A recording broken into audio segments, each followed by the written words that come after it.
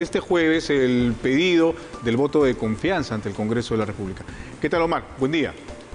Buenos días, Jorge, ¿cómo estás? ¿Qué tal? Muy bien. Bueno, ¿cómo ves tú la situación, el panorama que se presenta para el jueves en torno al gabinete ministerial de Guido Bellido? Se han dado una serie, digamos, de especulaciones respecto a posibles cambios en estas próximas horas. ¿Cómo evalúas tú esto?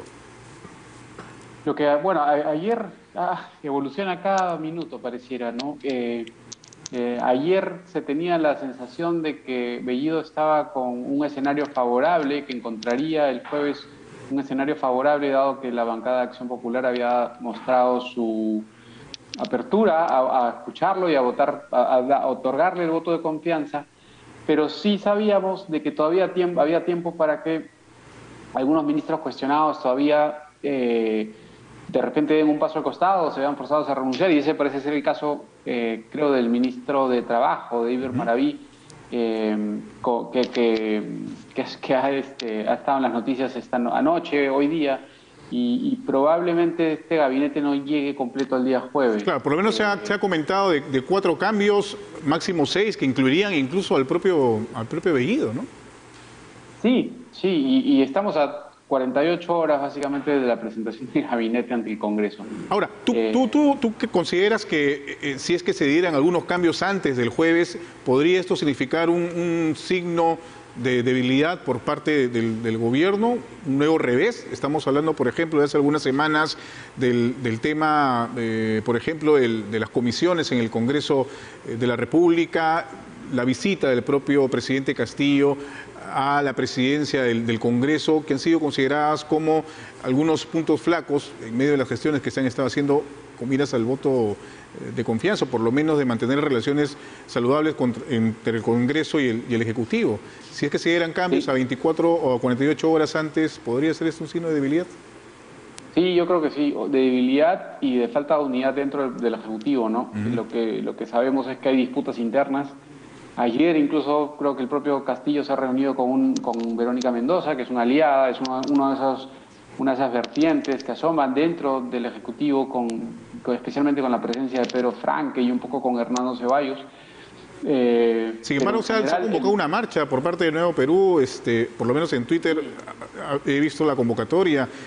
Hay un discurso un poco contradictorio en ese sentido, ¿no? Lo hay. Hay un poco un mensaje que sí quieren destacar, pero al mismo tiempo corre el rumor de que, bueno, esperan un cambio de algunas fichas cuestionadas. Creo que lo que intentarían hacer desde ese flanco es revitalizar quizás este gabinete que ha nacido básicamente débil, ¿no? Ha nacido muy golpeado por este proceso accidentado, incluso de la juramentación el 29 o 30, no me acuerdo qué día fue. Ahora, esta convocatoria que te comento coincide también con una que ha formulado el propio Vladimir Cerrón, el secretario general de Perú Libre, pero sí, obviamente, un poco más duro, más firme respecto a las críticas a la propia gestión de Pedro Castillo. Incluso los últimos días ha publicado una serie de tweets en los que se incluye la palabra traición o, en todo caso, Perú Libre, el equipo de vanguardia del gobierno, en fin. ¿Cómo ves tú esta presencia de Vladimir Cerrón en los últimos días, sobre todo muy activo en Twitter? Sí, de hecho buscará, supongo, respaldar esa decisión original, que creo que está un poco más representada por la presencia de Guido Bellido a la cabeza de la presidencia del Consejo de Ministros, y el miedo probablemente a que el gobierno de Castillo, sintiendo debilidad, se incline, se aleje de la postura original, que es la que defiende Cerrón, ¿no? Y que ellos ven, por ejemplo, en la nominación de Óscar Maurtua como un giro más conservador, alejado de esa línea original. Y sintiendo esa presión que vemos por los cuestionamientos que van a varios ministros, es que supongo que saca el factor calle como para hacer sentir un poco la presencia de estas bases orgánicas, como les llama, como respaldo a este gabinete y a la línea original de Asamblea Constituyente. Claro. Y no derechización, como le dice Cerrón. Y si bien es cierto, hay un respaldo, como tú señalas, respecto a las bases, a la cuestión orgánica del propio partido, de la agrupación Perú Libre, pues también hay encuestas, hay percepciones ciudadanas. El último fin de semana salió una encuesta que señalaba que más del 60% de los encuestados, por lo menos en este estudio del IEP, desconfía de la presencia de Cerrón y que sea muy cercana frente al gobierno de Pedro Castillo.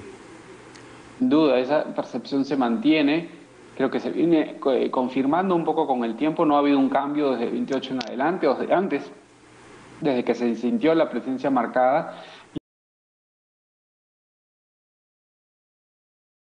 Y creo que ha contribuido aún más estas notorias apariciones y entrevistas que ha tenido Vladimir Cerrón frente sobre todo al silencio que ha mostrado el propio presidente en estos días. Entonces, el que aparece tener la voz cantante en el Ejecutivo, confirmando la percepción que vemos en las encuestas del IEP, de Datum, de Ipsos, es la presencia significativa de Vladimir Cerrón en el gobierno. ¿Cómo queda el presidente Pedro Castillo en esta situación, ¿no? Porque los tuits de Vladimir Cerrón, utilizando las palabras que hemos mencionado como traición, en fin, el propio congresista Bermejo también ha estado en esa línea de discurso.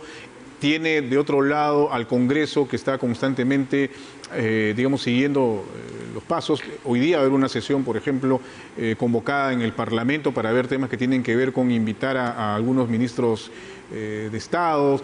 Hay una comisión de Constitución que ya está trabajando temas que tienen que ver con la cuestión de confianza. Entonces, ¿tú cómo ves al presidente Pedro Castillo en este momento? Aislado políticamente, una situación muy complicada debido a que si finalmente corta con Cerrón, esto podría generar una ruptura también en la propia bancada de Perú Libre en el Congreso. ¿Cómo lo ves? Sí, le costaría mucho, ¿no? Le costaría mucho. Yo creo que estos pedidos de que deslinde constantemente de Cerrón olvidan que básicamente creo que Castillo accedió a ser candidato de Cerrón y de las ideas de Cerrón y llegó al poder con la bancada de Perú Libre. Entonces, exigirle un deslinde o una ruptura con Cerrón me parece un poco complicado. Lo que él tendría que tener es la capacidad de mantener un equilibrio entre la influencia de Cerrón, la capacidad de la bancada de Perú Libre, de defender los intereses en el Congreso, pero también de ser capaz de no obedecer a ciegas un plan maximalista y que incorpore más bien figuras un poco más de consenso, un poco más de centro, no necesariamente de derecha, pero gente como Pedro Franque o otros que podrían aportar mucho a su gobierno y más bien lo fortalezcan antes que debilitarlo. Y supongo que también se tendrá que evaluar qué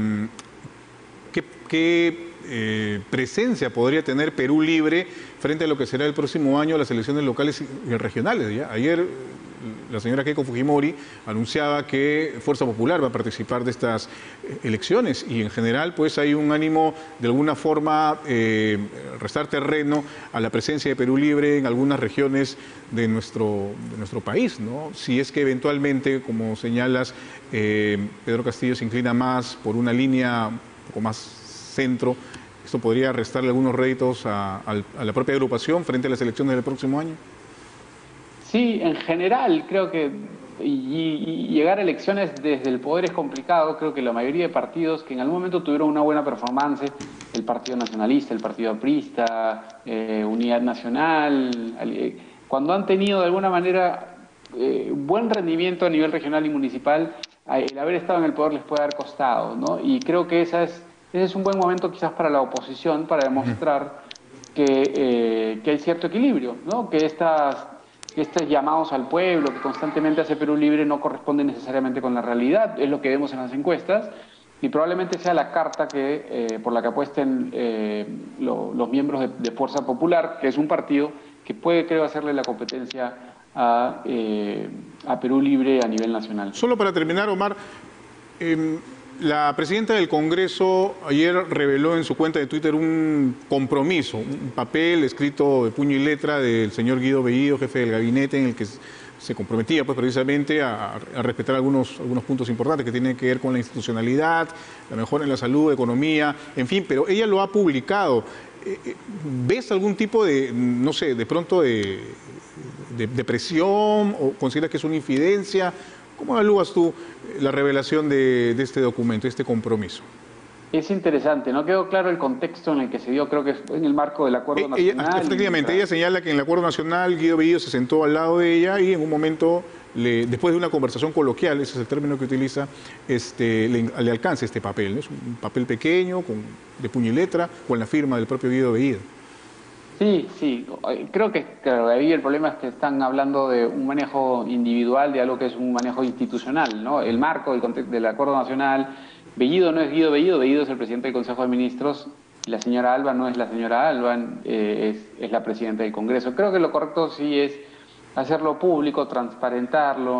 Creo que lo que ha hecho es llevarlo hacia la Junta de Portavoces. Un poco de desesperación de pronto, ya desde el propio jefe del gabinete, a pocas horas del pedido de voto de confianza, entregar... Una buena pregunta. ¿Cuál habrá sido la intención, el miedo o la preocupación que tenga Guido Bellido y qué lo llevó a escribir algo así? Probablemente sabiendo... ¿Un desesperado de pronto? Es una buena pregunta. Sabiendo que se iba a conocer, además, es muy probable que se hiciera público, ¿no? De repente esa fue su intención también, pero es difícil. Yo creo que el propio Bellido no debe estar 100% seguro de la estabilidad laboral, ¿no? O sea, la estabilidad laboral debe preocuparle, me imagino. Pasada o no la cuestión de confianza, creo que hay un llamado, hay muchos llamados a que es una posición insostenible en el gobierno. Muy bien, Omar, muchísimas gracias por haber estado con nosotros, muy amable.